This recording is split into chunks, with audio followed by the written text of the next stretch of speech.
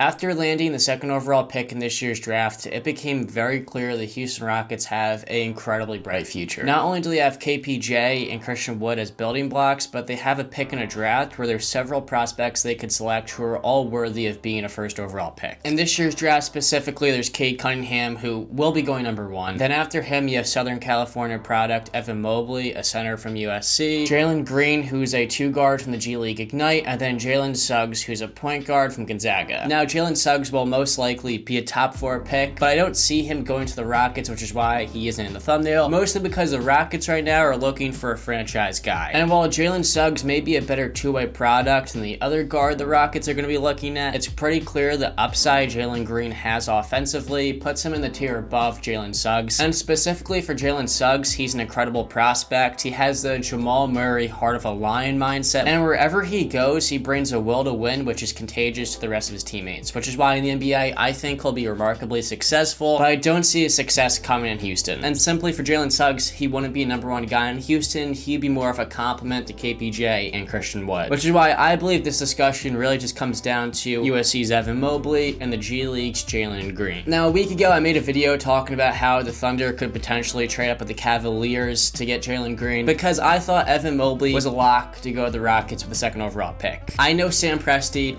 and I know Colby Altman. The two love making trades, and at the time of the video, I was out of my mind. And for those of you that may not be familiar with Mobley, he's getting Chris Bosh, Anthony Davis, and Christian Wood comps. This past year, he was the Pac-12 Player of the Year, the Defensive Player of the Year, and the Freshman of the Year, and he's the first player to do that since Anthony Davis in 2012. He has the length and discipline defensively to not only protect the rim at an elite level, but also rotate out in the perimeter to guard smaller opponents. He doesn't get into foul trouble often, and defensively, he guards a pick and roll very well, which is why basically everyone so far is saying he'll be a great defender in the NBA, and I concur. Offensively though, he has the ability to handle. Now his handle isn't the most tight, he does lose the ball sometimes with more advanced dribble moves, but at the same time he's quick enough to also beat defenders off the dribble. He has a coordination and touch, which your most 20-year-old big man is remarkably unique. That along with his slim build is the main reason why he's drawn so many Chris Bosh comparisons. Now in terms of his shot, he does have the ability to knock down shots in the pick and pop, and he's better in the mid-range, but he definitely has some work to do from beyond the arc to become a more reliable 3-point shooting threat. And he also shot 69% from the foul line, so that's also an area he could improve on. But being that he just turned 20, that will come with time. His biggest issue is the fact he weighs 215 pounds, which for a 7-footer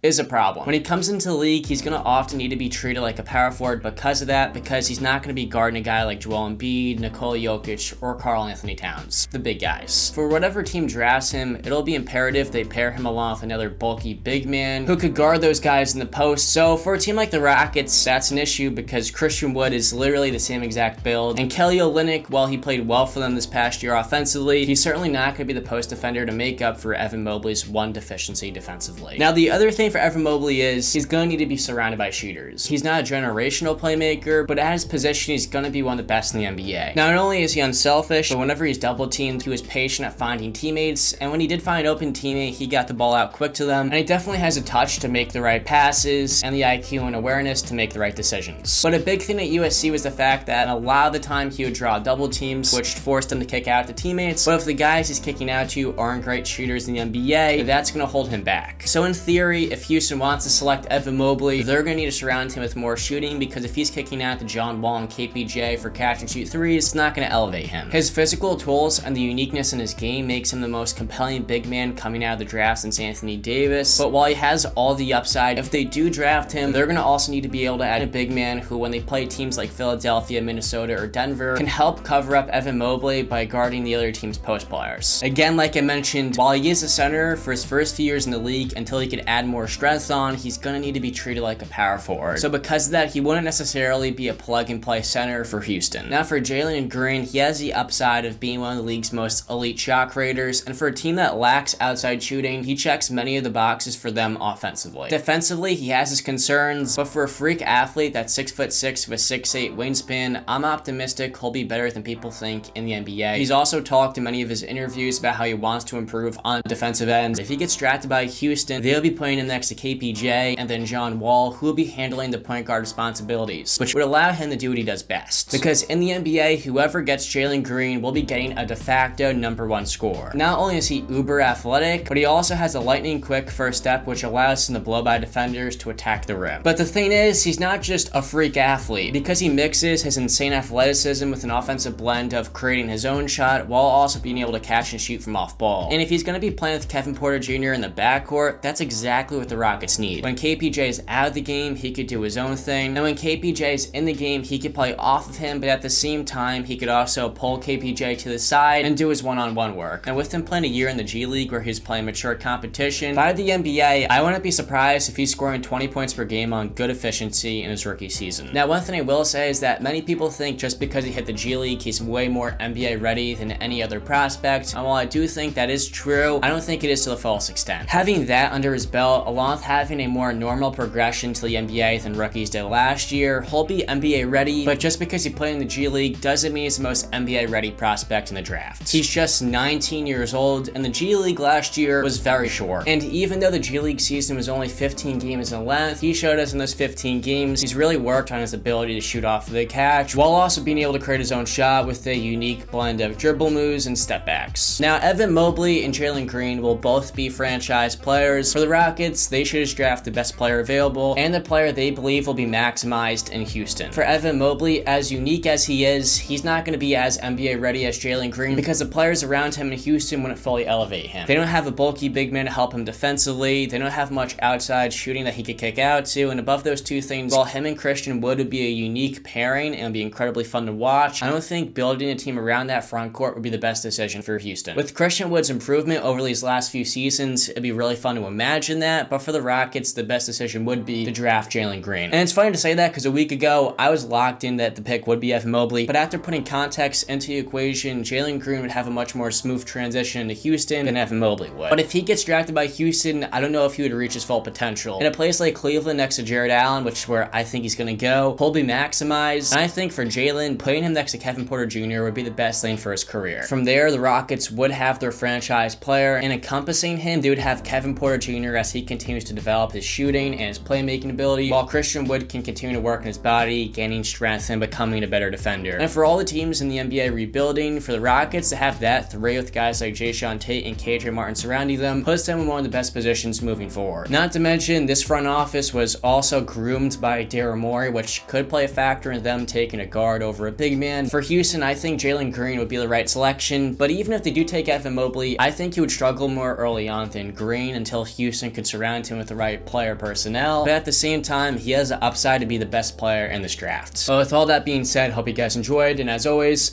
till next time, I guess peace and have a great day.